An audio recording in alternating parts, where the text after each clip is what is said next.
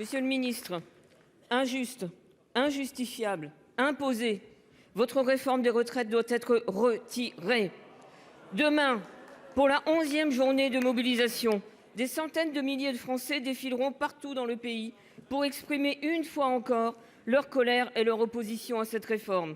Après 2 mois d'un mouvement social exemplaire et inédit depuis 50 ans, très largement soutenu par la population et un parcours parlementaire s'étant achevé par un 49-3, l'absence de réponse de l'exécutif a conduit à une situation de tension extrême dans le pays. Alors qu'il aurait fallu jouer la carte du dialogue social et de l'apaisement, vous avez opté pour le mépris, laissant sans réponse pendant 1 mois la demande de l'intersyndicale au président de la République d'être reçu en urgence. Ce silence, comme tout ce que vous avez fait pendant des semaines pour empêcher un vrai débat parlementaire, en dit long sur votre conception de la démocratie sociale. Alors que les Français sont toujours plus nombreux à comprendre que vous avez essayé de les berner, Madame la Première ministre a daigné enfin ce matin recevoir l'intersyndicale. Ce fut de toute évidence un échec. Alors, monsieur le ministre, ne voyez-vous pas que le pays s'enfonce dans une grave crise démocratique? Quand allez-vous entendre la colère qui s'exprime? Quand allez-vous retirer cette réforme? Arrêtez, monsieur le ministre, arrêtez de vouloir noyer le poisson. Arrêtez avec les contre-vérités. Ça suffit. Les Français en ont assez. Vous avez fait le choix d'accentuer la crise démocratique et sociale. Et nous n'avons aucune leçon à recevoir de vous. La sagesse, elle aurait été d'écouter les Français. On ne peut pas mettre les gens autour de la table et dire d'emblée que l'on continue à faire comme si de rien n'était. Le dialogue social, ça ne fonctionne pas comme ça. Parce que encourager les fractures, les tensions dans un pays au bord de l'implosion ne peut que mener au pire. Plus que jamais, il importe d'entendre et même de consulter les Français. Nous avons proposé d'organiser un référendum d'initiative populaire. Alors donner la parole au peuple serait véritablement une voie d'apaisement. Le S-métolachlore, herbicide agricole utilisé pour de nombreuses cultures de printemps, notamment le maïs, a un impact avéré sur la qualité de l'eau et notre environnement. Ces produits de dégradation s'accumulent dans les nappes phréatiques pendant des dizaines d'années. Depuis le 1er janvier 2021, les métabolites du S-métolachlore font partie des molécules recherchées dans l'eau mise en distribution et de nombreuses collectivités ont été confrontées à des dépassements réguliers de la norme et 1,6 million de nos concitoyens sont concernés. L'un des principaux fabricants de ce produit a d'ailleurs indiqué que ces produits ne devaient pas être utilisés dans les parcelles situées dans les aires d'alimentation de captage d'eau. En juin dernier, l'Agence européenne des produits chimiques a classé cet herbicide comme substance cancérigène et perturbateur endocrinien suspecté.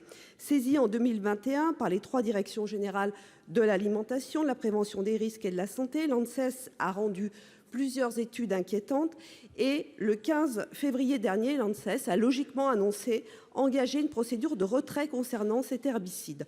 Or, à la veille de la présentation du plan eau par le président de la République, le ministre de l'Agriculture a annoncé devant le congrès de la FNSEA avoir demandé à l'ANSES de revenir sur sa volonté d'interdire les principaux usages du S-métolachlore.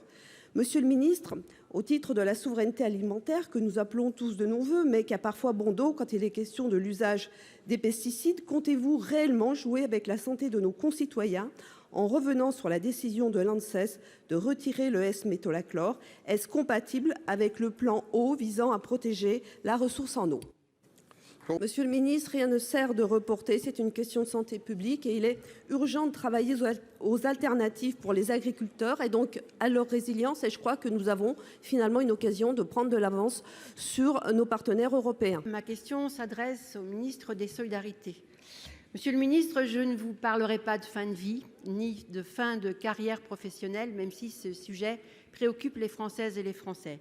Je parlerai de la fin du mois des plus précaires d'entre eux. RSA, allocation adulte handicapé, minimum vieillesse. Les minima sociaux ont été revalorisés de 1,6% le 1er avril dernier, après une hausse de 4% l'année dernière en juillet. En comparaison à la hausse du coût de la vie, c'est loin d'être suffisant. Les plus modestes subissent une inflation de plus de 7% en un an et le budget alimentaire, c'est même supérieur à plus de 14%.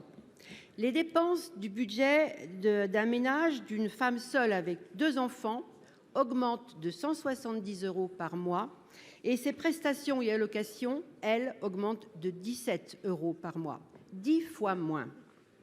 La sonnette d'alarme a été tirée par le collectif Alerte qui, comme vous le savez, fédère 34 organisations de lutte contre les exclusions.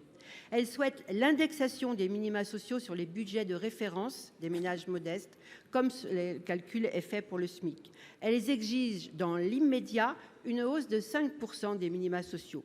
Monsieur le ministre, que leur répondez-vous ? Monsieur le ministre, nous sommes loin du compte.